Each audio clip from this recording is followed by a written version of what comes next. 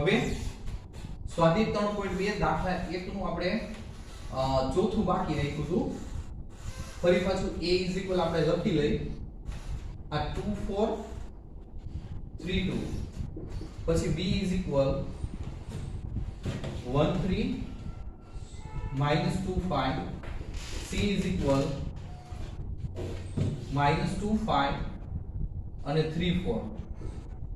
એમાં તમારે b એ શોધવાનું છે. b a એટલે b ડોટ a શોધવાનું છે. તો પેલા છોકરો એક સરસ નોંધ છે, આ યાદ રાખજો. આપણે જોઈએ કે ab ક્યારે શક્ય હોય.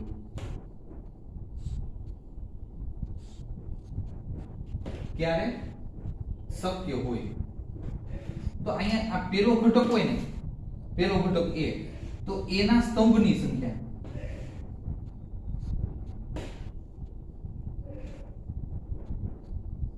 બરાબર બીજાના હારની સંખ્યા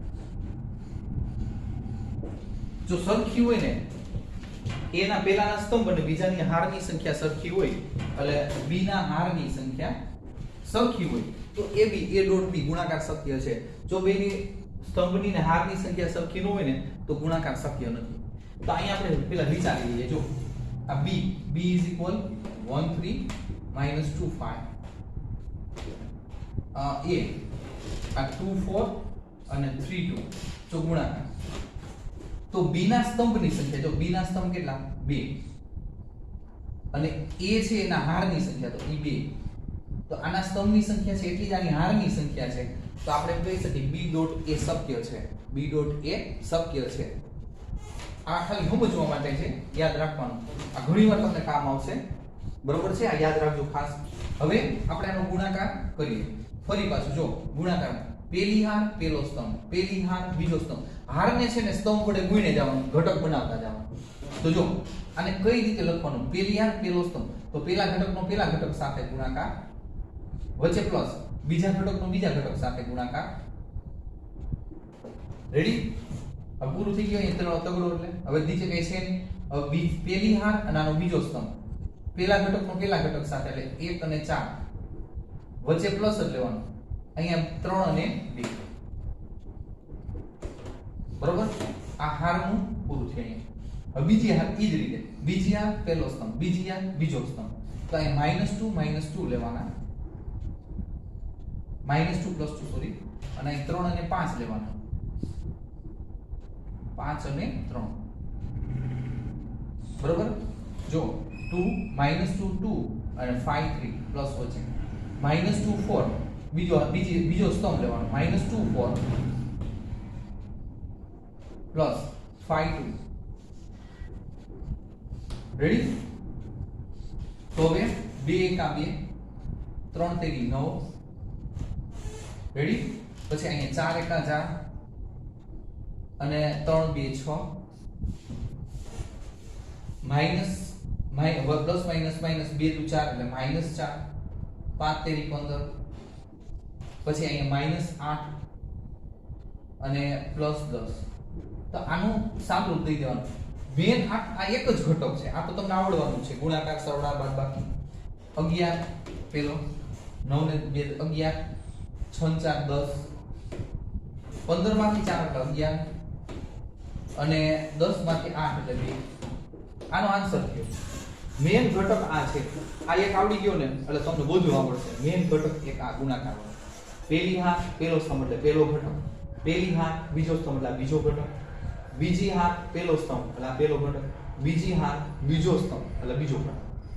રેડી? ટૂંકમાં આની હારને આના સ્તંભ વડે ગુણતું જવાનું.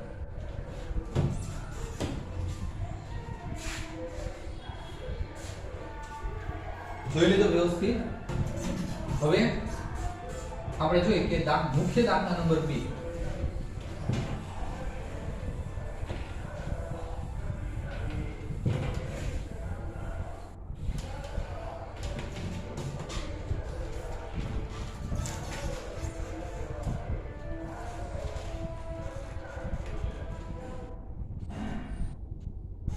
હવે જો કે નીચેનાની ગણતરી કરો. જો છોકરા એમાં સરવાળા છે. અહીંયા AB માઈનસ BA વચ્ચે પ્લસ આ AB અને અહીંયા BA. હવે આ તો તમને આવડે સરવાળો કરવાનો. A વત્તા A એટલે 2A, B વત્તા B એટલે 2B. જો ડાયરેક્ટ હોય હવે કઈ બીજું રાખવાનું માઈનસ B અને આ પ્લસ B એટલે 0. A પ્લસ A એટલે 2A. પૂરું થઈ ગયું. રેડી? પછી નંબર B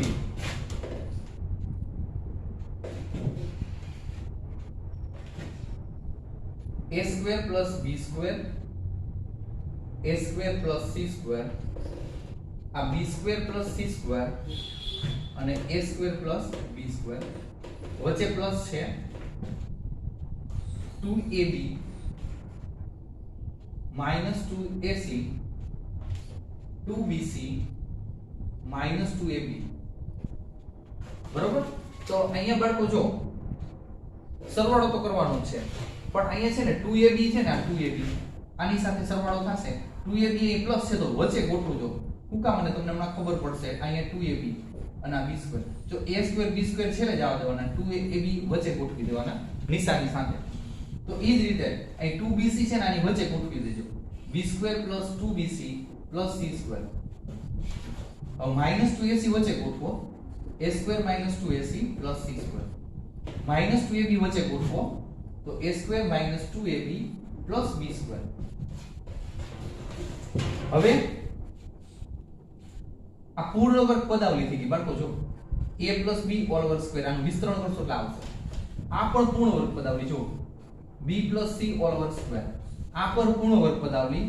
a c વચ્ચે માઈનસ છે હોલ વર્ગ સ્ક્વેર.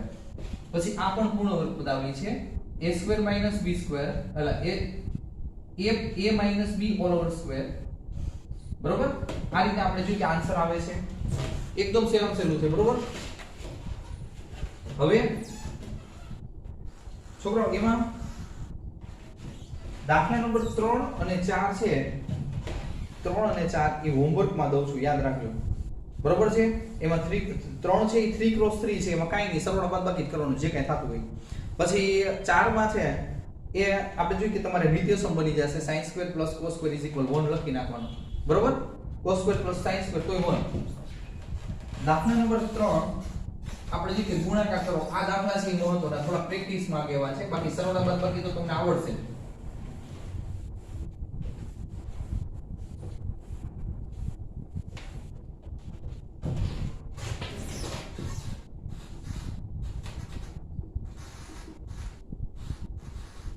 હવે અહીંયા જોઈ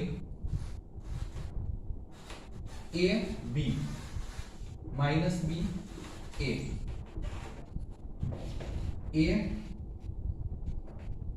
minus b b a આ બે નું ગુણાકાર કરવાનો છે. હવે પેલી હાર પહેલો સ્તંભ, પેલી હાર બીજો સ્તંભ. બરોબર છે ને? પૂરો પેલી હાર ત્રીજો સ્તંભ તો છે જ નહીં. એટલે આપણે જોઈએ કે પેલી હાર પહેલો સ્તંભ તો a ગુણ્યા a. હવે ડાયરેક્ટ છોકરો a ગુણ્યા a એટલે a સ્ક્વેર, b ગુણ્યા b તો b સ્ક્વેર. એ પ્લસ આવે છે, બે પ્લસ છે એટલે a સ્ક્વેર + b સ્ક્વેર. હવે જો ડાયરેક્ટ ન ખબર પડતી હોય તો છોકરા મને ફોન કરીને પૂછજો. બરોબર છે? તો તમને છૂટું કરે. પછી ઈ જ રીતે પેલી હાર આ બીજો સ્તંભ તો આપણે જોઈએ કે a ગુણ્યા -b તો -ab અને b ગુણ્યા a એટલે ba. રેડી? ફરીથી a ગુણ્યા -b એટલે ab, b ગુણ્યા a એટલે ba અથવા તો ab લખો તો હાલશે. હવે આ બીજી આ આનો પહેલો સ્તંભ તો -b ગુણ્યા a તો -ba અથવા તો ab લખો તો હાલશે. અને a ગુણ્યા b બરોબર તો a + ab. હવે આનો આ બરોબર -b એટલે માઈનસ + b સ્ક્વેર અને a ગુણ્યા a એટલે +x સ્ક્વેર. તો બાળકો જો અહીંયા છે ને a સ્ક્વેર + b સ્ક્વેર એમનો આ +ab સાથે -ab ગયા 0. અહીંયા +ab સાથે -ab ગયા એટલે 0. બરોબર? અને અહીંયા આપણે વ્યવસ્થિત કરી નાખીએ તો a સ્ક્વેર + b સ્ક્વેર. આ આન્સર છે. મેન ઘટક આ છે, યાદ રાખજો. અહીંયા મેં છે ને ડાયરેક્ટ ગુણાકાર ઓલા બે કાઉન્સ કરતો હતો ને આવી રીતે, બરોબર, વચ્ચે પ્લસ ને પાછા બે કાઉન્સ અંદર કિંમત મૂકતા હતા. ઈ હવે ડાયરેક્ટ ગુણાકાર કરી નાખો તો જો અહીંયા પોઝિશન જો આ રીતે હું તમને પહેલી વાર કરી દઉં તો પહેલી હાર પહેલો સ્તંભ તો a ગુણ્યા a into a ને a પછી b ગુણ્યા b plus b into b આવે. તો આનું સાદુરૂપ તો તમને આવડે a² + b². તો મેં અહીં ડાયરેક્ટ મૂકી દીધે જો a² + b². પછી આ પહેલી હાર બીજો સ્તંભ તો a ગુણ્યા -b તો -ab લખો, b ગુણ્યા a તો ba લખો, ઈ પ્લસ છે બે તો પ્લસ માં આન્સર આપશે. રેડી?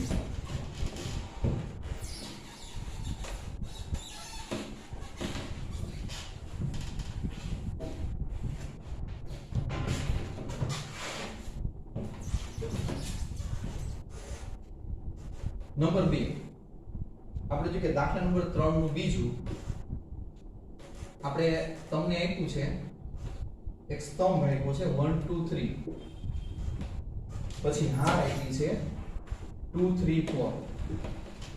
તો આ બે નો ગુણાકાર કરવાનો બરાબર, હાર અને સ્તંભનો ગુણાકાર. તો આ આપણે જોઈએ કે પેલો ઘટક હોય આ a b શક્ય છે કે નહીં આપણે ચેક કરવું હોય. આ a અને b છે તો પેલાના સ્તંભની સંખ્યા, તો સ્તંભ કેટલા છે? એક જ સ્તંભ કે જો સ્તંભ 1 તો હાર સ્તંભ 1 તો હાર કેટલી? એક જ થાવી જોઈએ. તો આ એક જ હાર છે, જો બીજાની એક હાર. તો હાર અને સ્તંભની સંખ્યા શક્ય છે એટલે આ ગુણાકાર શક્ય છે. આ ગુણાકાર કેવો છે? શક્ય. છોકરાઓ આમાં એકદમ સહેલું છે પણ કાળજી રાખજો. હવે જો આ પેલી હાર એક જ ઘટક છે, પેલી હાર પેલો સ્તંભ એમાં એક જ સ્તંભ છે એટલે પેલો ઘટક જો 1 ગુણ્યા 2 તો આ 1 ગુણ્યા 2 જો આખું કરું પછી 1 ગુણ્યા 3 1 ગુણ્યા 4 બરોબર. આ પેલી હાર પેલો સ્તંભ, પેલી હાર બીજો સ્તંભ, પેલી હાર ત્રીજો સ્તંભ એટલે એ પ્રમાણે ઘટક મળતા ગયા. હવે બીજી હારનો વારો, અહીં ઈ જ રીતે સેમ પોઝિશન. બીજી હાર પહેલો સ્તંભ એટલે 2 ગુણ્યા 2, બીજી હાર ત્રીજો સ્તંભ એટલે 2 ગુણ્યા 3, બીજી હાર ત્રીજો સ્તંભ તો 2 ગુણ્યા 4. હવે આનો વારો તગડાનો બરોબર. ત્રીજી હાર પહેલો સ્તંભ 3 2 બરોબર. હવે ત્રીજી હાર બીજો સ્તંભ 3 3, ત્રીજી હાર ત્રીજો સ્તંભ 3 4. હવે આને સાદુરૂપ દઈ દેવાનું. જો ડાયરેક્ટ તમે લખ્યું હોય તોય હાલે, એવું નથી આ ગુણાકાર કર ડાયરેક્ટ આ રીતે ગુણાકાર કરી નાખો હાલે. 2 કા 2 ડાયરેક્ટ મૂકે તો લાસ્ટ સ્ટેપ ન કરો તો આ 3 આ 4 2 2 4 2 2 4 3 2 6 4 2 8 બરોબર. 3 2 6 3 3 9 તો 4 3 12 બરોબર. આ રીતે આવશે. એટલે આ જોઈએ કે હાર ના સ્તંભ અને હારનો ગુણાકાર રીતે આવે. સ્તંભ હોય પેલો સ્તંભ હોય ને હાર હોય તો આ રીતે ગુણાકાર થાય. જો સ્તંભ પેલો હોય પછી એવો આવશે હાર આગળ હશે સ્તંભ પાછળ હશે બરોબર. ટૂંકમાં સ્તંભ આગળ હશે ને ત્યારે ટોટલ ઘટકો કેટલા? તો 9 ઘટકો મળશે. 3 3 6 તેરી 9 સ્તંભ આગળ હશે. જો ઈ જગ્યાએ હાર આગળ હોત ને તો એક જ ઘટક મળે. ઈ આપણે એવો દાખલો આવશે ત્યારે ઈ રીતે હું કરાવીશ. અત્યારે આ રીતે સમજો.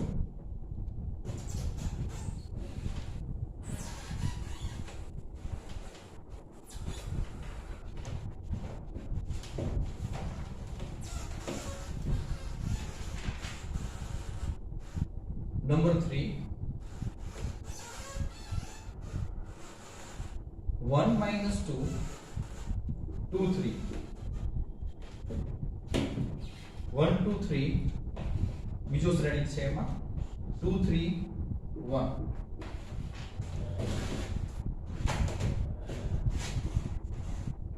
હવે પેલી હાર પેલો સ્તંભ એટલે પેલો ઘટક 1 ગુણ્યા 1 એટલે 1 -2 ગુણ્યા 2 એટલે -4.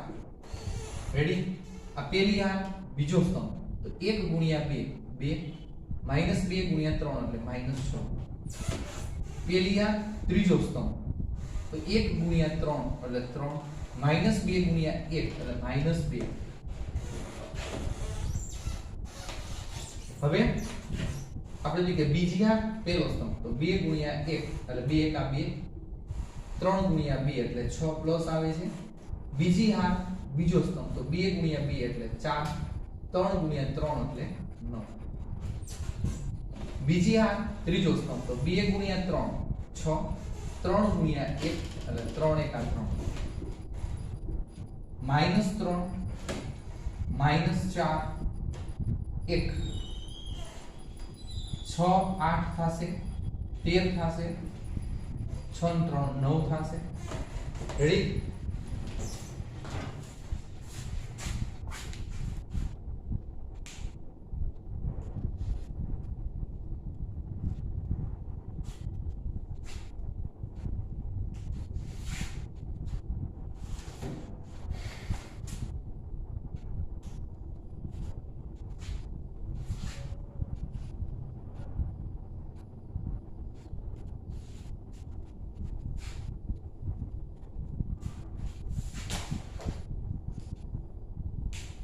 અહીં સુધી રાખીએ. બરોબર બાળકો? પ્રેક્ટિસ કરી લેજો. બરોબર છે? ન સમજાય તો ફોન કરજો.